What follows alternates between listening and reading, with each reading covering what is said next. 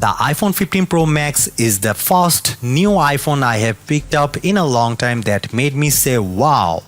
And that's thanks to a new titanium design that makes this big 6.7-inch flagship wonderfully light. Apple also managed to trim the bezels while making the phone shorter and narrower, resulting in a big screen beast that doesn't feel that big.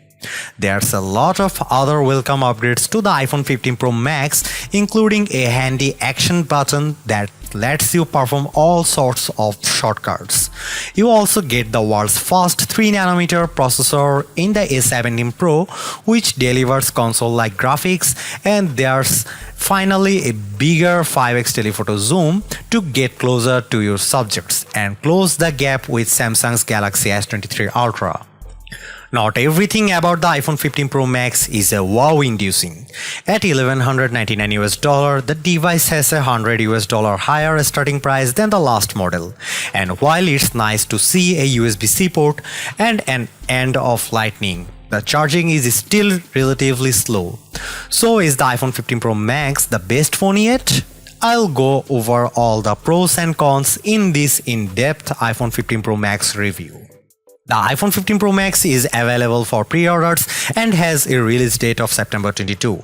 The starting price for the iPhone 15 Pro Max is $1,199, which is $100 more than the iPhone 14 Pro Max, making it the most expensive iPhone ever. Fortunately, that price includes 256GB of storage, which is double the standard amount in last year's flagship. The iPhone 15 Pro Max ditches the stainless steel sides of past Pros for a titanium design, and it's a big deal. Why? Because the Space Age Grade 5 titanium Apple uses is stronger yet lighter. Yes, it's the same titanium used on the Mars rover. The natural titanium color has grown on me thanks to its sci-fi vibe. The blue titanium is nice as well. You also can pick up the phone in silver titanium and black titanium.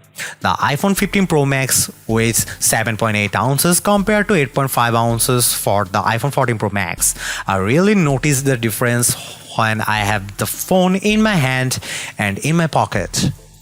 The new Pro Max is also more compact, measuring 6.29 by 3.02 by 0.32 inches versus 6.33 by 3.05 by 0.31 inches for its predecessor.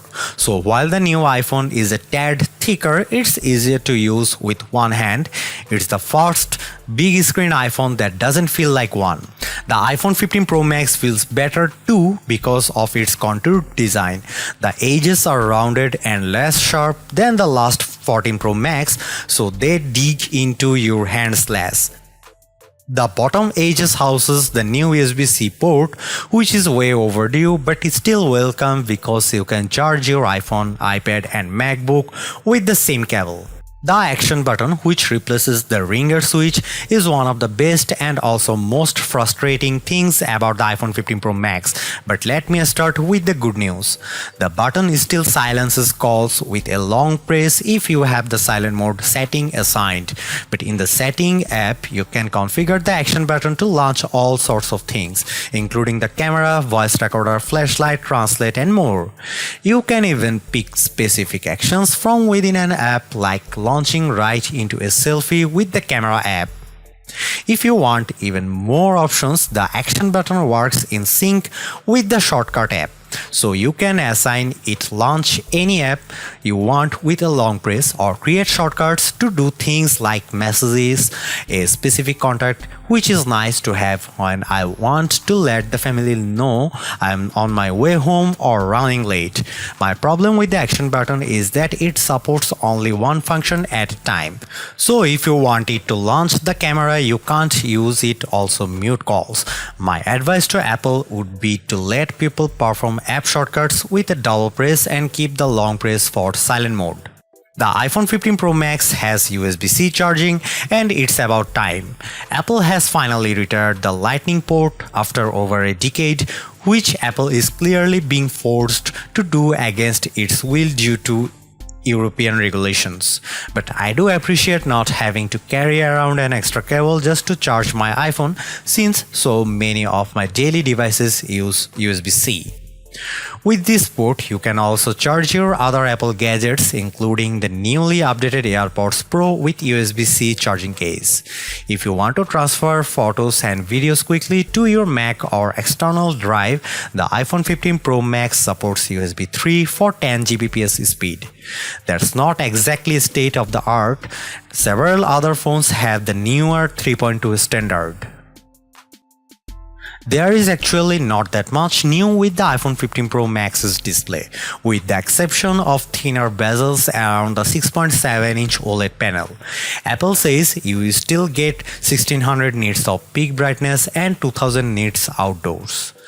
The ProMotion display continues to offer 120Hz refresh rates, so you get smoother scrolling and animations. And with the always-on display, you can still check notifications, the time and more without having to unlock your iPhone.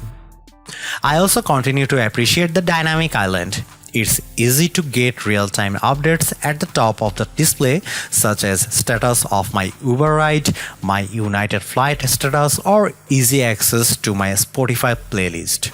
In our test results, the Pro Max hit a max 1550 nits when playing HDR content, which is about the same as the iPhone 14 Pro Max. The Galaxy S23 Ultra was a slightly dimmer 1444 nits on the same test. Color reproduction remains strong on this panel, which I noticed when watching the trailer for Aquaman 2. The underwater world's colors looked vibrant and the details on Jason Momoa's gleaming costume sharp. In our testing, the iPhone 15 Pro Max reproduced 119.4% of the sRGB color gamut and 84.5% of the more demanding DCI-P3 color space. The Galaxy S23 Ultra hit a lower 111.2% by 78.8% in natural mode, but a higher 193% by 136.7% in vivid mode. The iPhone 15 Pro Max's display offers more accurate colors as it earned a Delta E score of 0.14. The Galaxy S23 Ultra notched at 0.3. The iPhone 15 Pro Max biggest camera upgrade has it playing zoom catch up with the competitions, but it arguably surpasses all the best camera phones in over quality. There's a larger main sensor for the 48 megapixel camera, which now shoots 24 megapixel photos by default, but the Pro Max also lets you choose from 48 megapixel HEIF to save space or Pro RAW for more creative control. The main camera also gives you 3 shooting options: 24mm, 28mm and 25mm, and you can pick which one by tapping the 1x button to toggle between them. In addition, the iPhone 15 Pro Max's camera is smart enough to sense depth info, so you don't have to engage portrait mode to take a portrait of a person or pet. You can also change the focus point of your shot after the fact. Let's start with the zoom. A new tetra prism lens on the iPhone 15 Pro Max achieves a 5x optical zoom, which is big jump up from the 3x on the previous model and the regular iPhone 15 Pro. You also get a max of 25x digital zoom, up from 15x on the iPhone 14 Pro Max.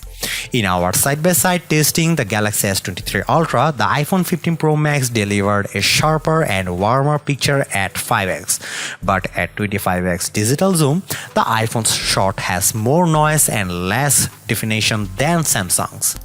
What impresses me the most is the iPhone 15 Pro Max night mode performance, as you'll see in these comparison shots. Last but not least, the iPhone 15 Pro Max's ultra-wide camera gets a modest upgrade with a new anti-reflective coating. It does a great job handling the sun coming in from the left side of the frame with a nice gradation of colors in the blue sky, and both the wooden posts in the foreground and the building on the right look sharper. The warmer color profile might not be for everyone though. The iPhone 15 Pro Max packs a number of video upgrades. Cinematic mode now supports digital zoom up to 3x, and pros will appreciate the ability to export ProRes footage via USB-C at up to 4K and 60 frames per second. Based on my testing, the iPhone 15 Pro Max offers breathtaking video quality, and the 5x zoom lets you get closer to the action than ever before. Check out this 4K clip.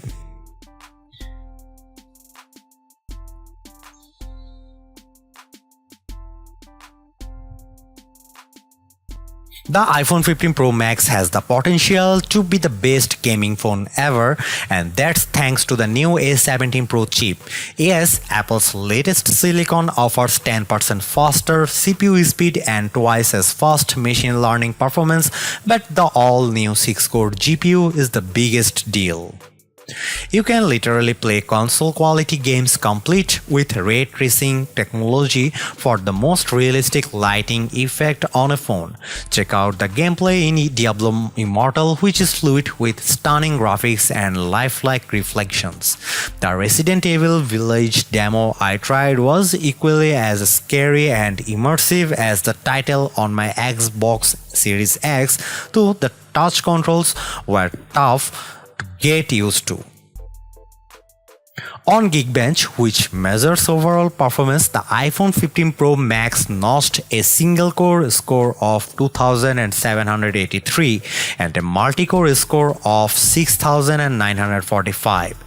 That's a substantial leap from the 1396 by 4082 showing on the Galaxy S23 Ultra Snapdragon 8 Gen 2 chip, and it's also well above the iPhone 14 Pro Max, which was 1882 at single core and 5333 at multi-core.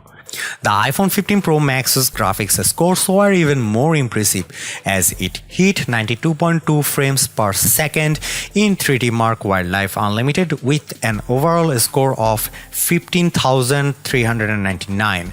That's about 25% faster than the iPhone 14 Pro Max and also beat the Galaxy S23 Ultra's 87 FPS and 14,611.